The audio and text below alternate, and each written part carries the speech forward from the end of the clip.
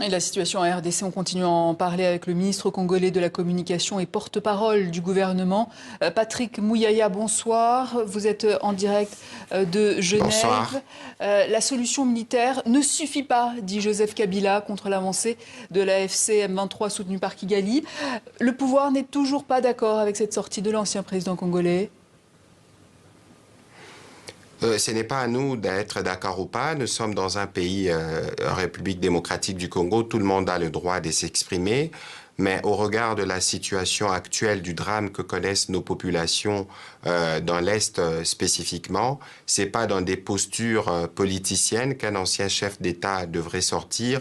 Un ancien chef d'État, ses premiers mots devraient d'abord être de mots de compassion, de solidarité pour nos compatriotes qu'il a eu à diriger pendant de très très longues années. Ça devrait aussi être la condamnation dans les mots le plus ferme de l'agression.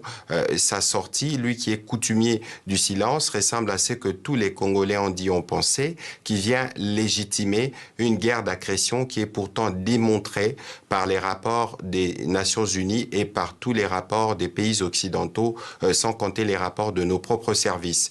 C'est une malheureuse occasion, en tout cas, parce que si nous retournons à l'origine de ces conflits, nous regardons ce que lui-même en disait à l'époque, parce que ce n'est qu'une récurrence d'une situation vécue, on ne le reconnaîtrait pas. Mais quoi qu'il en soit, pour nous, c'est pas le moment de verser dans la polémique politicienne, parce qu'ici, nous voulons régler des problèmes qu'il aurait pu régler durant ces 18 années de pouvoir, et donc nous nous focalisons sur les différents fronts militaires, diplomatiques, économiques, judiciaires et médiatiques pour nous assurer que nous donnons la réponse qu'il faut à ces conflits. Nous sommes d'accord que la solution ne sera pas que militaire. C'est pour ça que nous sommes ici à Genève, notamment avec la Première ministre, pour nous assurer que la composante judiciaire se mettra en place pour que tous les trublions recyclés par le Rwanda de manière permanente pour semer la terreur et la désolation puissent être enfin jugés et condamnés pour que tous les complices congolais puissent l'être tout autant. Monsieur le ministre, face au chaos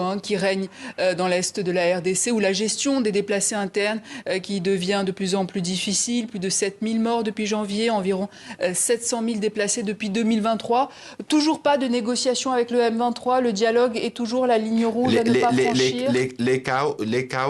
Les chaos, justement, dont on parle là, c'est un chaos qui n'est pas né aujourd'hui.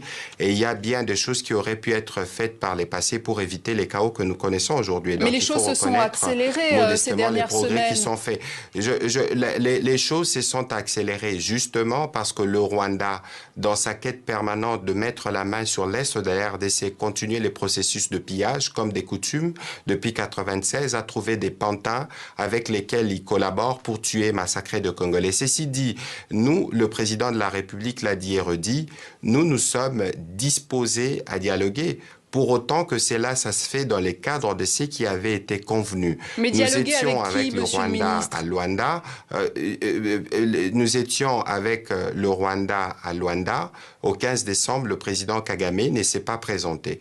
Pour ce qui concerne le groupe armé, y compris le M23, la position du gouvernement est claire. Il n'y aura pas de dialogue direct parce que cela n'a jamais été prévu depuis le premier jour du processus de Nairobi qui a été renforcé aujourd'hui avec 2 nouveaux médiateurs, l'ancien président nigérian et l'ancien premier ministre éthiopien. Nous avons été toujours disposés pour vous dire, madame, nous avons épuisé la discussion avec le Rwanda. Il ne restait que les signatures. Avec tous les groupes armés, les équipes du gouvernement sont aussi prêts à écouter leur cahier des charges et avoir les réponses à y apporter. Pour autant que cela doit se faire dans le respect du processus de Nairobi. Ici, on ne va pas donner une prime à ceux qui sont complices de la mort de 7000 Congolais que vous avez évoqué tout à l'heure, des milliers des déplacés. Le principe doit être respecté et tous les chefs d'État qui se sont réunis dans le cadre du sommet EAC-SADC ont convenu de cela. Il faut laisser le président Uhuru faire son travail.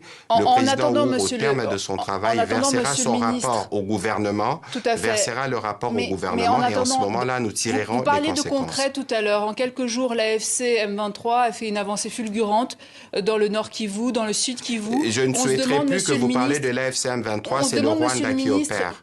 C'est l'armée rwandaise qui opère. Mais alors, ok, c'est l'armée rwandaise qui opère, mais l'armée congolaise, que fait-elle? A-t-elle les moyens de votre ambition? A-t-elle une stratégie, des moyens logistiques en matière d'armement, de renseignement? De toute façon, madame, tout à l'heure, nous parlions... Laissez-moi vous répondre, s'il vous plaît. Tout à l'heure, vous parliez justement du président Kabila, qui a pendant 18 années dirigé la République démocratique du Congo, y compris cette armée. Il est militaire. Il aurait pu travailler pour que nous puissions avoir une armée totalement débarrassée des infiltrés, parce que vous savez que notre armée est née de brassage, de mixage, et à la tête duquel il y avait James Kabarebe, qui a été récemment sanctionné par le gouvernement américain. Il faut saluer ici le travail fait par des jeunes garçons qui ont, au prix du sacrifice suprême, font face à une armée qui vient en masse dans les stricts objectifs des tuer, et la guerre s'est faite sur notre territoire. C'est des Congolais qui meurent. On ne peut pas reprocher notre armée à avoir à certains cas de postures qui permettent de protéger la population. Ceci dit, il y a évidemment un travail à faire. Le président de la République en a parlé ce week-end.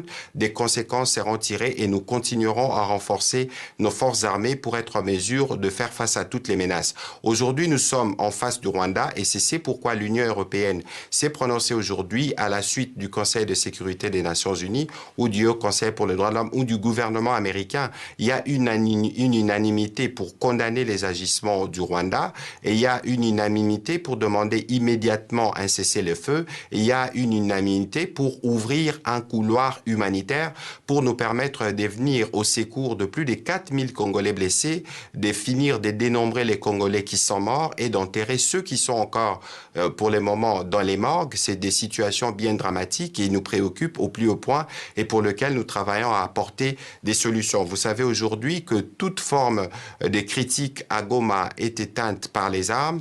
Il y a des jeunes artistes qui sont tués. Il y a des jeunes qui ont encore été tués ce week-end. Je n'ai pas Monsieur le ministre, est-ce que la formation d'un gouvernement d'union nationale, comme le souhaite le président Tshisekedi, serait la solution alors? Écoutez, aujourd'hui, la première solution face à cette menace existentielle, c'est l'unité. Et si pour de besoins de construction de cette unité et des cohésions nationales, il faut passer par la case gouvernement d'unité nationale, le président de la République, qui en sera l'architecte, aura l'occasion de discuter avec les uns les autres. Et ici, au regard de la gravité des événements, il faut sortir de postures purement politiciennes, parce qu'il est question de sauver des vies. Je vous ai dit tout à l'heure qu'il y a des milliers de personnes qui sont morts à Goma, des milliers qui sont déplacés, qui sont sans abri.